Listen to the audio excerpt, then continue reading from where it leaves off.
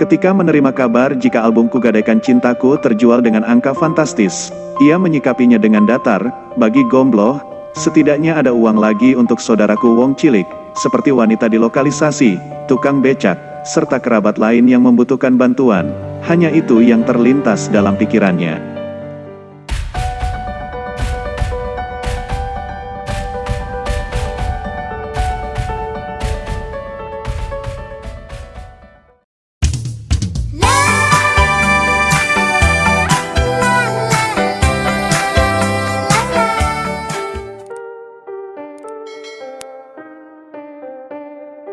Pemilik nama asli Sujarwoto atau Gombloh, adalah seorang penyanyi dan penulis lagu kelahiran Jombang pada tanggal 12 Juli tahun 1948. Gombloh terlahir dalam kamp pengungsian di daerah Tawangsari, Jombang. Saat itu kedua orang tuanya meninggalkan rumahnya di daerah Genteng, Surabaya, akibat agresi militer Belanda II dan kemudian ia mengungsi ke kota Jombang. Di kemudian hari, ia menambahkan sendiri nama Sumarsono di belakang namanya, sehingga ia bernama lengkap Sujarwoto Sumarsono. Sejak kecil ia sudah mendapat julukan Gombloh, julukan yang sebenarnya bermakna enggomblohi atau pura-pura bodoh, namun nama tersebut membawa hoki dalam karir bermusiknya.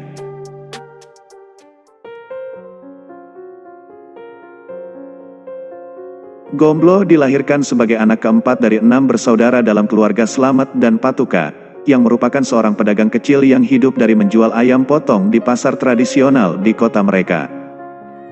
Sebagai keluarga sederhana, Slamet sangat berharap agar anak-anaknya dapat bersekolah setinggi mungkin hingga memiliki kehidupan yang lebih baik.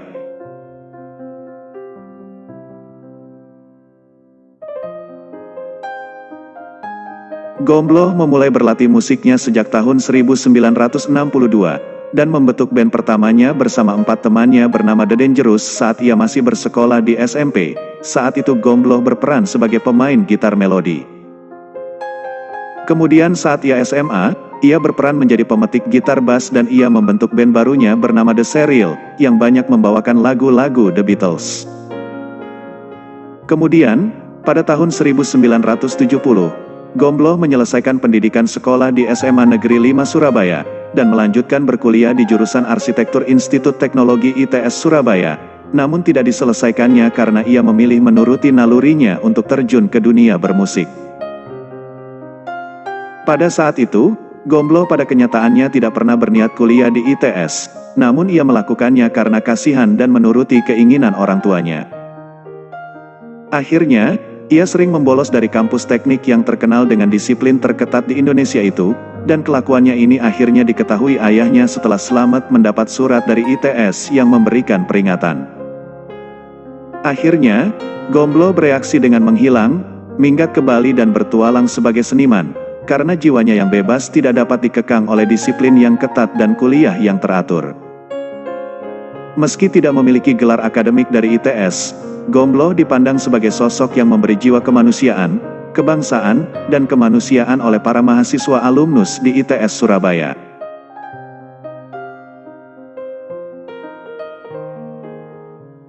Petualangannya di Bali sebagai seorang seniman membuat Gombloh menjadi penyanyi yang sukses, dan setelah kepulangannya dari Bali, karirnya pun terus meroket setelah ia sukses membentuk band Lemon Trees bersama Leo Christie, dan berkat kesuksesannya itu, ia mampu mengangkat perekonomian keluarga, bahkan dari penghasilannya, ia bisa membeli rumah dan mobil.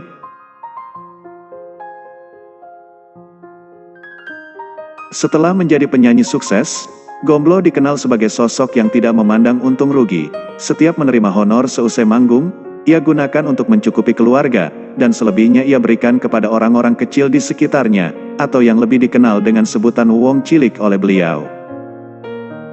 Tak jarang, setiap kali Gombloh pulang dari konsernya, ia pulang ke Surabaya tanpa membawa uang sepeser pun karena telah habis dibagikan untuk Wong Cilik, di antaranya yaitu seperti membelikan makan tukang becak, dan menyisihkan sedikit rezekinya untuk PSK, pengamen dan juga pemulung.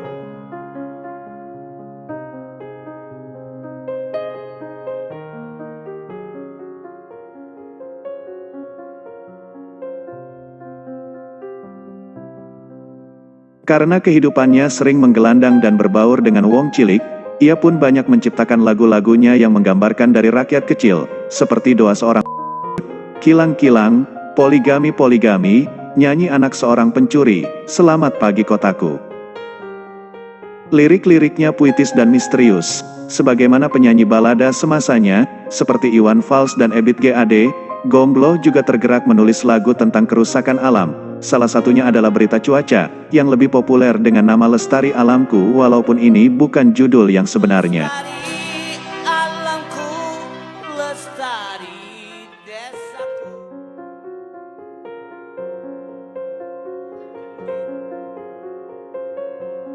Dari sekian banyak kisah gelaran konsernya, Gombloh pernah turun panggung tanpa pamit setelah tahu acara gelaran yang meminta Gombloh bermain gratis, namun dikomersilkan oleh panitia. Didik Rianto selaku seniman Surabaya yang juga teman dekatnya itu adalah saksi hidup dari kisah itu. Didik menuturkan, suatu waktu Didik diminta untuk membujuk sahabatnya itu agar bersedia tampil gratis dalam acara yang digelar oleh organisasi di tempat tinggal Didik. Dan Gombloh menyetujui permintaan itu dengan syarat acara tersebut tidak boleh dikarciskan atau dikomersialkan agar masyarakat benar-benar terhibur dengan gratis. Namun, belum lagi manggung, Gombloh tidak bisa menyembunyikan raut wajahnya yang penuh rasa kesal karena mendapati harga karcis yang tertera dalam undangan acara tersebut, yang artinya, gelaran yang meminta dirinya mengisi acara gratis telah dikarciskan oleh penyelenggara. Sebagai pelampiasan, Gombloh menjebak seluruh panitia itu untuk naik ke panggung untuk menyanyikan satu lagu bersama, dan di pertengahan lagu dengan panggung yang penuh sesak itu, perlahan Gombloh mundur ke belakang, dan turun dari panggung sambil menarik Didit untuk melarikan diri. Ternyata tiketnya dijual, terus dia rodok mangkel itu. Terus ayo panitia munggah. Jadi panitia semua itu naik ke panggung, dijak nyanyi, terus dia mundur-mundur pelan-pelan. Si Gombloh mundur, panitia kan kebak, ya karena ada Gombloh juga pengen naik semua kan. Mundur, aku ditarik, diterima oleh aku. Terus ya apa? Bah, kan bojok. Jadi itu paling ingat sekali saya kan. Jadi panitia yang nyanyi, tinggal ngalih, tinggal mulih. Itu yang paling ingat.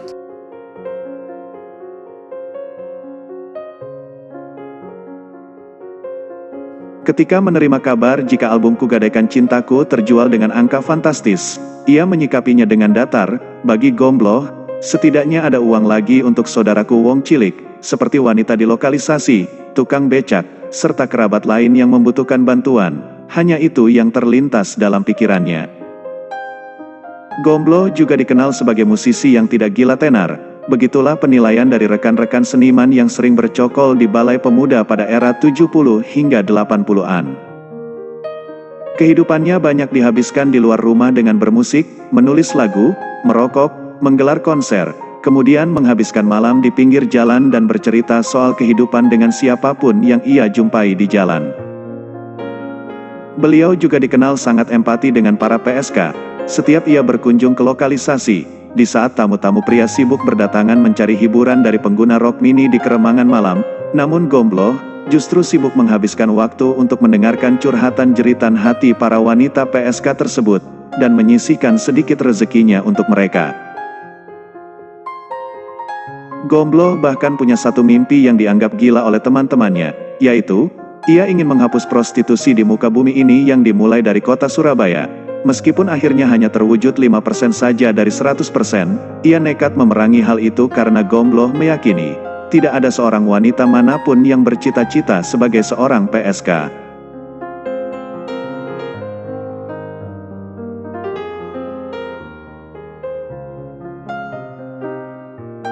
Salah satu aksi fenomenal yang pernah dilakukan Gombloh adalah, ia memborong pakaian dalam wanita dengan berbagai ukuran dalam jumlah yang banyak, kemudian membagikannya di lokalisasi. Gombloh juga mempunyai jiwa nasionalisme yang tinggi, merasa negeri ini perlu dibenahi.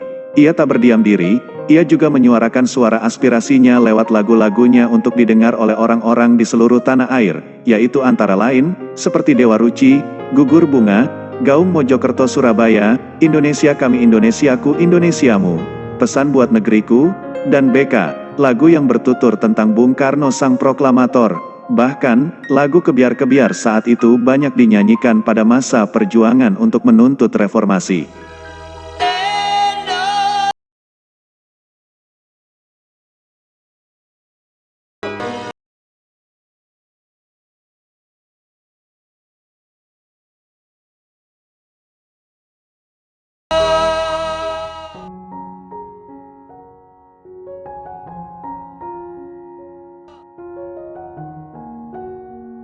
Semenjak album Gila, Gomblo dinilai para kritisi mengendurkan idealismenya, dengan lebih mengedepankan album bergaya lagu pop ringan dan dengan lirik-lirik sederhana dan jenaka. Namun dengan demikian, ia menjadi lebih populer dan mendapat penghasilan yang besar. Dari penghasilan besar tersebut, ia tak bertujuan untuk memperkaya diri, tapi demi panggilan hati, untuk meringankan beban orang-orang di jalanan, dan lebih suka menghabiskan pendapatannya untuk makan-makan bersama kawan. Namun, rasa kesetiakawanannya dan jiwa merdeka inilah yang membuat Gomblo menjadi sering begadang dan banyak merokok, yang secara tidak langsung, membawanya pada penyakit yang kelak merenggut nyawanya.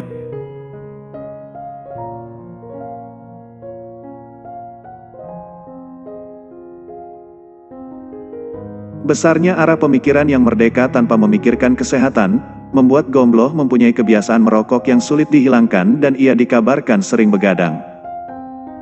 Pada akhirnya, Gomblo terkena penyakit TBC, dan dikabarkan, ia menderita penyakit itu cukup lama. Bahkan, menurut salah seorang temannya, beberapa waktu sebelum meninggal, seringkali Gomblo mengeluarkan darah bila sedang bicara atau bersin. Gomblo meninggal dunia di Rumah Sakit Darmo Surabaya pada tanggal 9 Januari tahun 1988, tepatnya pada usia 39 tahun. Ia meninggal seusai 1 minggu dirawat di rumah sakit karena TBC menaun yang dideritanya.